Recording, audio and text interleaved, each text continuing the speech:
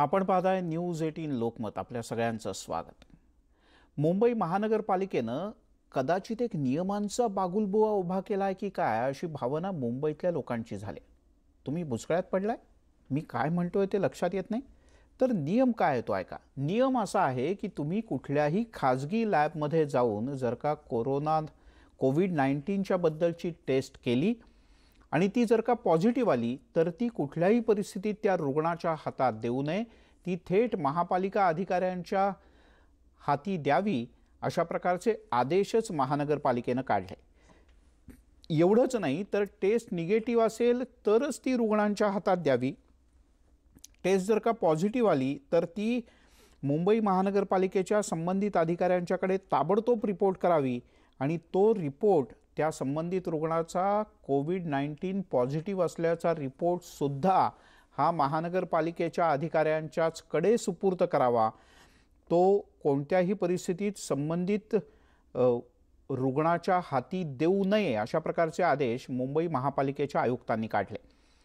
आणि हे आदेश काढण्याच्या मागचं नेमकं कारण काय ते नीटसं समजू शकलेलं नाही, पण कदाचित त्यामागचं एक कारण असं असावं की काही दिवसांपूर्वी राज्यातले विरोधी पक्षनेते देवेंद्र फडणवीस यांनी ज्या वेळेला मुंबई महानगरपालिका कोविड-19 मधल्या मृतांचे आकडे लपवते आहे अशा प्रकारचा आरोप केला, त्याच्या दुसऱ्याच दिवशी पालिकेनं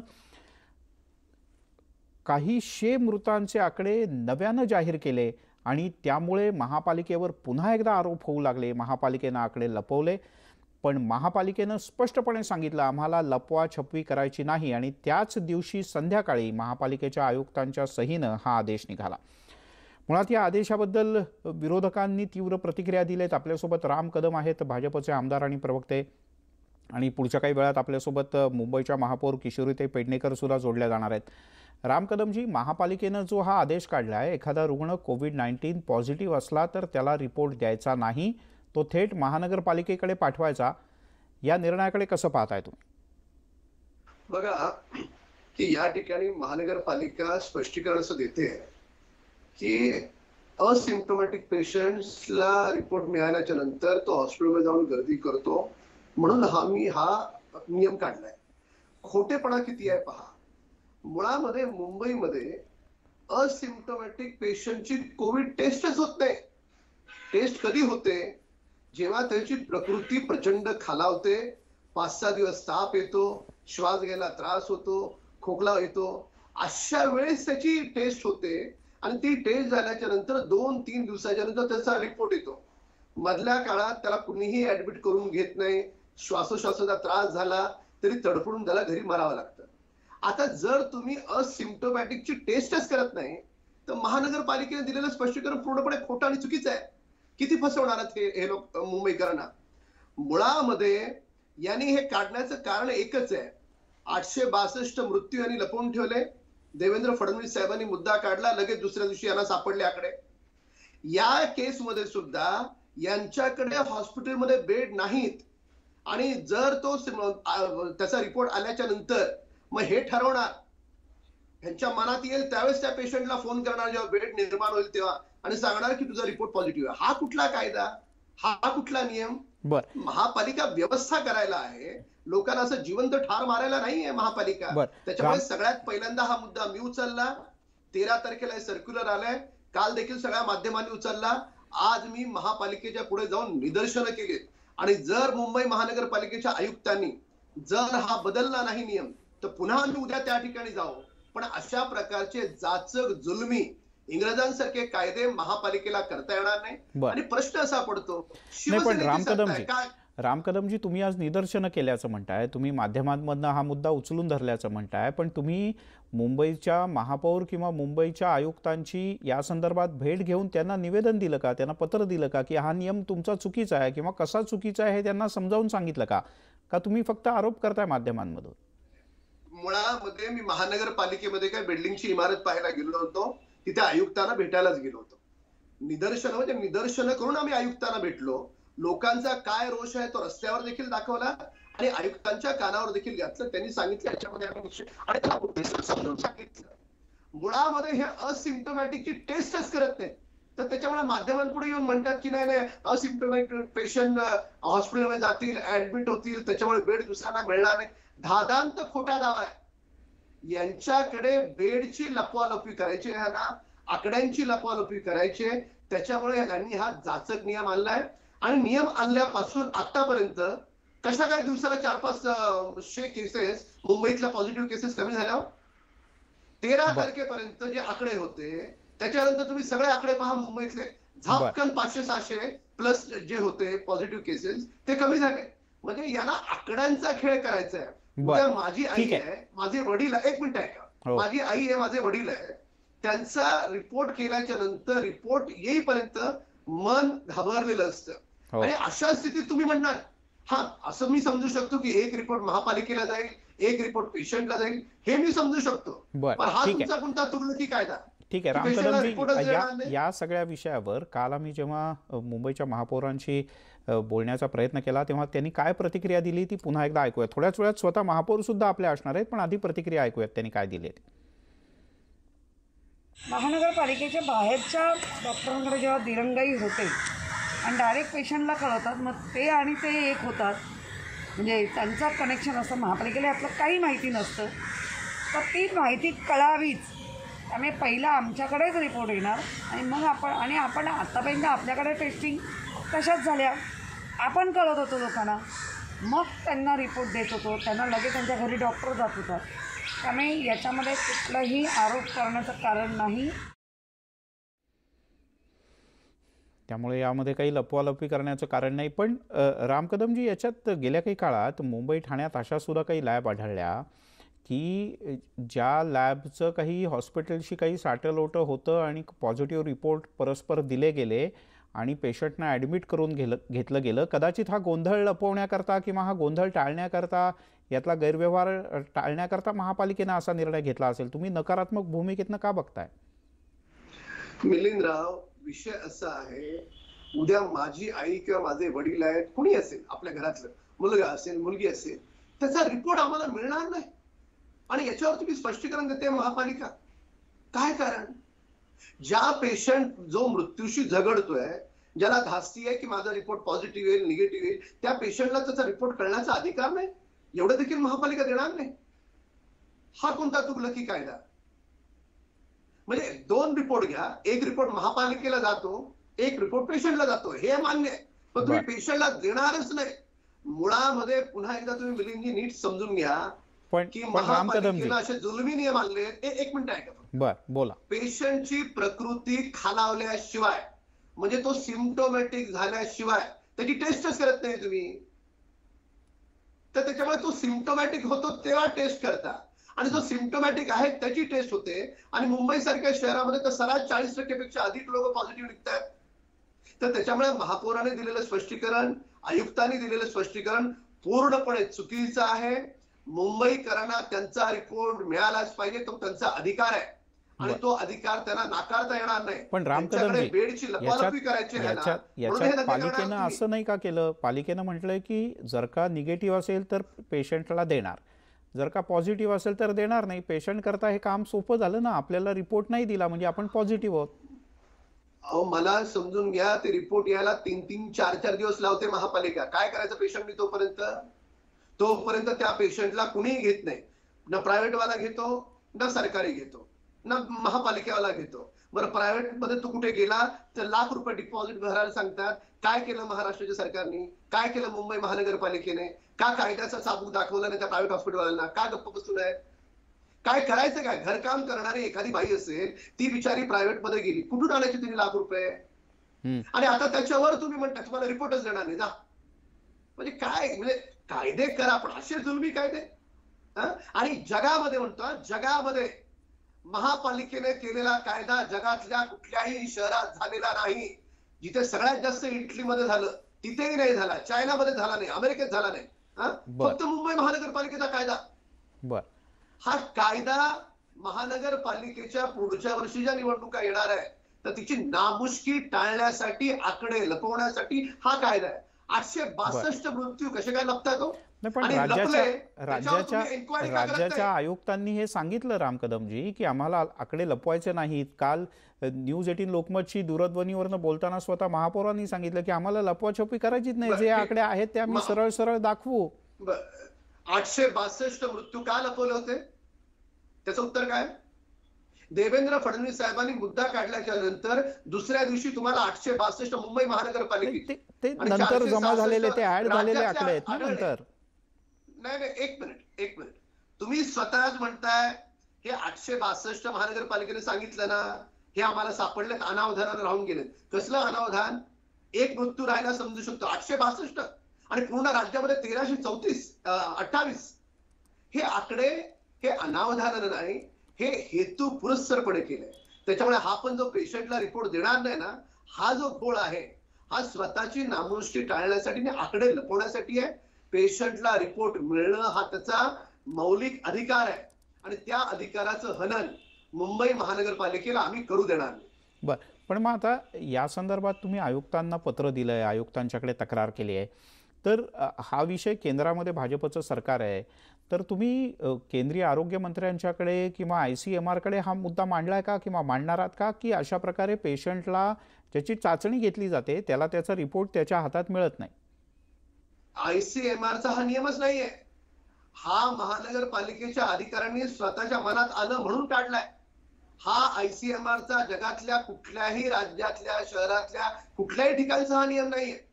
हा जगाच्या पाठीवर मुंबई महानगरपालिका अशी आहे की 56,000 कोटी रुपये फिक्स डिपॉझिट मध्ये ठेवते, पण 2.5 महिने मुंबईकरांसाठी 1 पैसा दिला नाही या महापालिकेनं. पण राम कदमजी, तुम्हाला असं नाही का वाटत, मुंबईच्या महापौर आहेत किशोरीताई पेडणेकर, तुम्ही ओळखता, कदाचित तुम्ही काही काळ एकत्रही काम केलं असेल, त्या अतिशय अनुभवी आहेत लोकप्रतिनिधी म्हणून. राज्याचे आयुक्त आहेत, मुंबई महापालिकेचे आयुक्त आहेत, अनुभवी मोठे IAS ऑफिसर आहेत. त्यांनी काहीतरी विचार केला असेल ना, हा नियम तयार करताना काहीतरी त्यांना अनुभव आला असेल म्हणून हा नियम केला असेल. तुम्हाला सरसकट नियम कसे काय चुकीचे वाटतात? एक मिनिट, त्यांनी नियम केला बरोबर आहे. नियमाचं स्पष्टीकरण काय दिलं?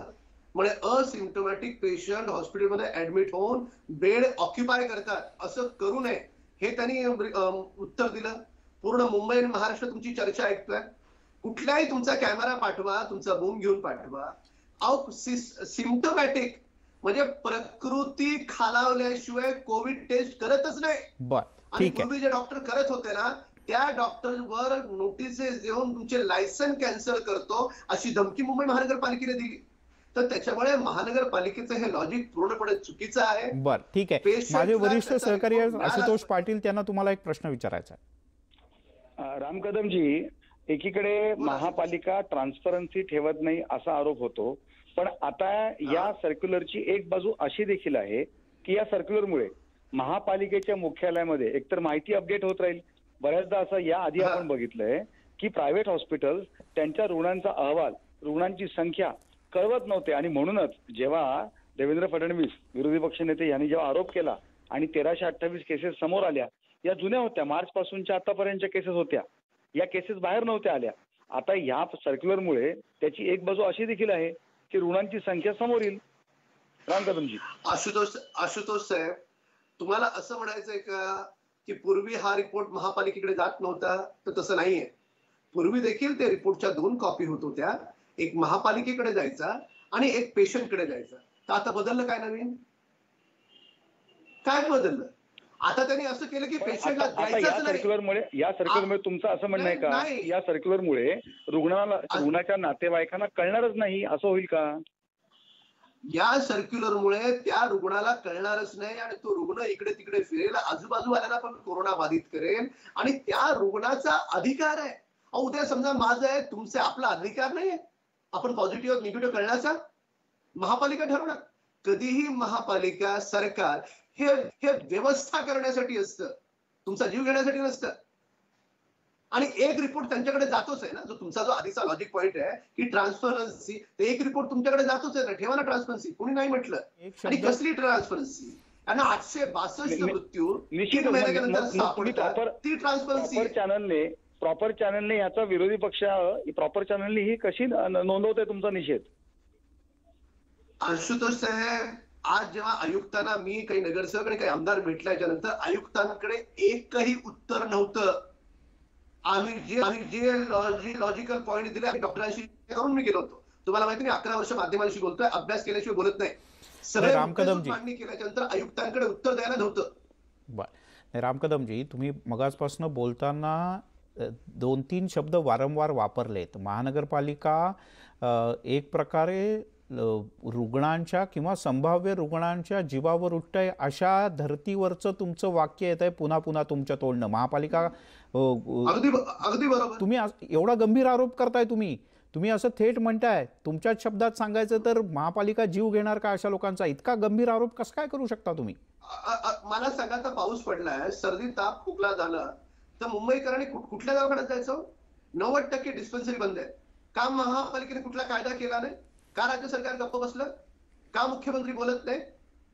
90% क्लिनिक मुंबईतल्या बंद आहेत, महाराष्ट्रातल्या बंद आहेत. गोरगरिबांनी झोपडपट्टीतल्या माणसांनी जायचं कुठं? समजून सांगा मला, कुठं जायचं?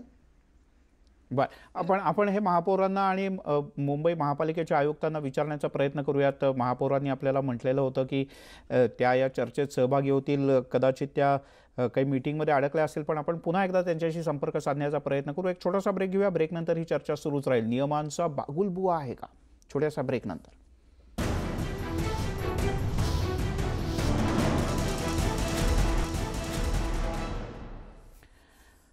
आपण पाहताय न्यूज 18 लोकमत स्पेशल. आणि मुंबई महापालिकेनं 2 दिवसांपूर्वी एक आदेश काढला आणि त्या नव्या आदेशानुसार कोणीही जर का कोविड-19ची टेस्ट केली आणि ती पॉझिटिव्ह आली तर त्या रुग्णाला त्या टेस्टचा रिपोर्ट न देता तो थेट महानगरपालिकेकडे ताबडतोब पाठवण्यात यावा, अशा प्रकारचा आदेशच मुंबई महानगरपालिकेनं काढलेला आहे. आणि याबद्दल शिवसेना सोडून बाकी जवळपास सगळ्याच पक्षांनी याबद्दल नाराजी व्यक्त केली. भाजप आणि मनसेनं तर विशेष आवाज उठवला. आणि आपल्यासोबत राम कदम आहेत, भाजपचे प्रवक्ते, आणि माझे वरिष्ठ सहकारी आशुतोष पाटील सुद्धा आहेत. राम कदम यांनी तर आज मुंबई महापालिका आयुक्तांची भेटही घेतली, निदर्शनही केली, पत्रही दिलं.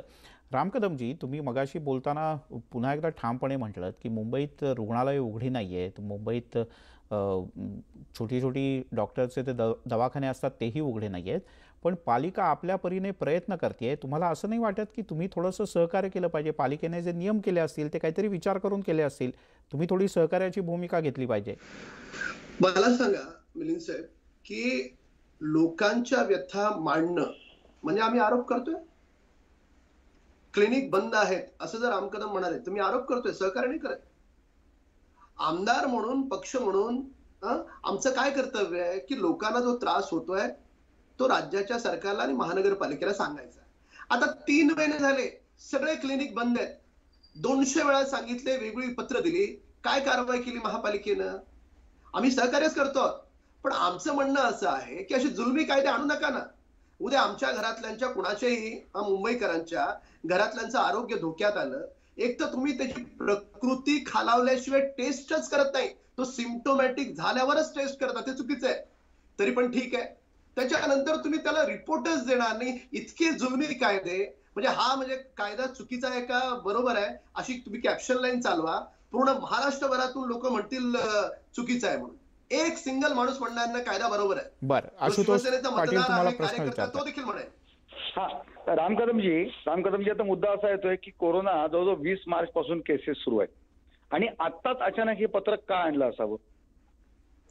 हे पत्रक याच्यासाठी आणलंय आशुतोष साहेब की तुम्ही पाहिलं असेल, महानगरपालिकेने अशी जाचक पत्र वारंवार वेळोवेळी आणली, ज्याचा काही अभ्यास नाही, काही नाही. हे भांबवलेली महानगरपालिका आहे.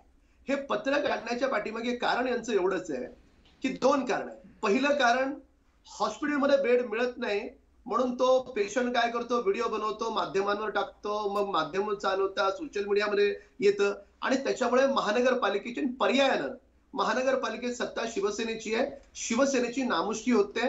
वर्षभरानंतर निवडणूक आहेत महापालिकेच्या. हे पहिलं. राम कदमजी, आम्ही आयुक्तांकडून माहिती घेतली, त्यांचं स्पष्ट असं म्हणणं आहे की आता ते दिवस गेले, आता ट्रान्सपरन्सी आलेली आहे. प्रत्येक रुग्ण कुठल्या कॉटवर आहे, ICU bed, oxygen bed, normal bed, या प्रत्येकाचं मॅपिंग झालंय आणि त्याचा डेटा डॅशबोर्डवर अपडेट होतोय. आता ट्रान्सपरन्सी आहे आणि आता परिस्थिती नाही की की रुग्णाला बेड मिळणार नाही, असा त्यांचा दावा आहे. दावा करू देत त्यांनी, पण प्रत्यक्ष वर्तमान स्थितीत खाली जमिनीवर काय सुरू आहे हे आमदारांना, खासदारांना, नगरसेवकांना किंवा आपण आपल्या पत्रकारांना विचारा. जमिनीवर तशी परिस्थिती नाहीये. आजही रुग्णांना सहजासहजी बेड मिळत नाहीये. आजही रुग्णांना प्रायव्हेटमध्ये गेल्याच्या नंतर प्रचंड लुटमार सुरू आहे. रुग्णवाहिका आजही अगदी 1-1 किलोमीटर जायला 10-10, 20-20 हजार रुपये घेत आहेत. तर त्याच्यामुळे ते जे ट्रान्सफरन्सी म्हणतायत ते कॅमेऱ्यासमोर ट्रान्सफरन्सी म्हणतायत. प्रत्यक्षात जमिनीवर ट्रान्सपरन्सी आलेली नाही. ही वस्तुस्थिती त्यांना स्वीकारावी लागेल. पण कोणता आयुक्त राम कदमजी, आता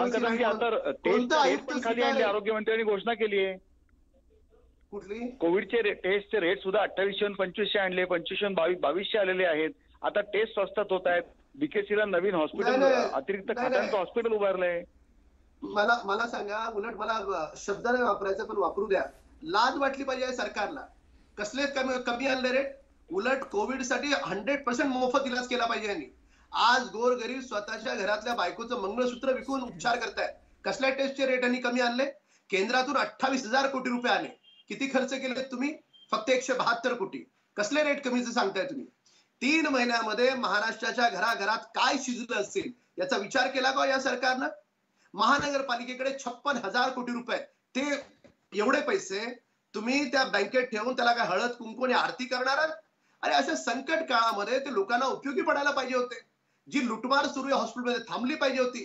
कायदा करून जे डॉक्टर्स क्लिनिक उघडतील त्यांना सलाम, आणि जे उघडणार नाहीत त्यांच्यावर कारवाई करायला पाहिजे होती. 3 महिने वाट कसली पाहिलीत तुम्ही? हा माझा प्रश्न आहे.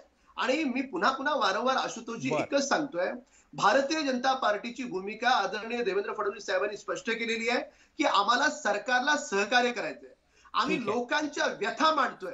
व्यथा मांडणं म्हणजे आरोप करणं नव्हे. पण महानगरपालिकेचा इगो असेल ते ऐकणारच नसतील तर असं चालणार नाही. हे मुंबईकर हा जाचक नियम त्याला बदलावच लागेल. तुम्ही अतिशय आक्रमकपणे आणि ठामपणे याला विरोध केला आणि तरी तुमचं म्हणणं आहे की तुम्ही त्याला सहकार्य करण्याचीच तुमची भूमिका आहे. आपण अपेक्षा करूयात की या सगळ्यातून सारासार शेवटी हे सगळं आहे लोकांच्या भल्याकरता आहे. लोक कोरोनातनं लवकर बरे व्हावेत याच्याकरता आहे. त्यामुळे महानगरपालिका, डॉक्टर, प्रशासन आणि तुम्ही एकमेकांवर आरोप प्रत्यारोप तुम्हाला करायचे, राजकारण आहे तुम्ही करत राहा, पण लोकांच्या भल्याकरता हे कुठेतरी थांबेल आणि यातून लोकांच्या भल्याचा निर्णय होईल आपण अशी अपेक्षा करूयात. नियमांच्या आधीच लोक कोविडच्या भीतीखालती आहेत, त्यात ह्या नियमांचा बागुलबुवा लोकांना आणखीन गोंधळून टाकतोय. तसं व्हायला नको. आपण वेळ दिलात, आपले मनापासून आभार. किशोरीताई पेडणेकर महापौर त्यांनी म्हटलं होतं वेळ देणार, पण कदाचित त्या कार्य बहुल्यामुळे कदाचित त्या येऊ शकल्या नसेल. आपण त्यांच्याशी पुन्हा संपर्क साधण्याचा प्रयत्न करूयात. काळजी घ्या, मास्क बांधा, गरम पाणी प्या, बाहेर जाऊन आलात तर हात वारंवार धुवा. कोविडला घाबरू नका, त्याचा सामना करा.